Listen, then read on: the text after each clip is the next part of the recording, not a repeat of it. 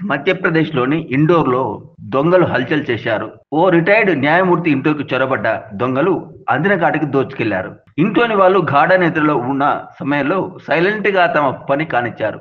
ఇందుకు సంబంధించిన షాకింగ్ దృశ్యాలు ప్రస్తుతం వైరల్ అవుతున్నాయి. పోలీసులు తెలిపిన వివరాల ప్రకారం ఇండోర్‌లోని విజయనగర్ ప్రాంతంలో నివసిస్తున్న మాజీ న్యాయమూర్తి జస్టిస్ రమేష్ గార్గ్ ఇంట్లో భారీ చోరీ జరిగింది. ఇంట్లోకి చొరబడ్డ ముగ్గురు దొంగలు బంగారం, డబ్బు దోచుకెళ్లారు. అంతా గాఢ నిద్రలో ఉన్న సమయంలో చోరీకి పాల్పడ్డారు. మొత్తం ముగ్గురు దొంగలు ఇంట్లోకి చోరీ కోసం వచ్చినట్టు సీసీటీవీ కెమెరాలో రికార్డ్ అయింది.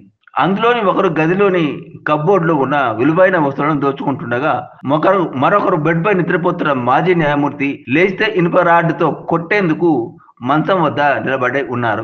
మరో వ్యక్తి బయట కాపలా కాస్తూ కనిపించాడు. ఆ సమయంలో వాచ్మెన్ కూడా నిద్రపోతున్నట్టు పోలీసులు తెలిపారు. ₹1,00,000 విలువైన బంగారు నగలు, ఖరీదైన వస్తువులతో పాటు డబ్బులు కూడా దొంగలు దోచుకెళ్లినట్టు చెప్పారు. ఈ మేరకు ఘటనపై కేసు నమోదు చేసి దర్యాప్తు చేస్తున్నట్లు పోలీసులు వెల్లడించారు.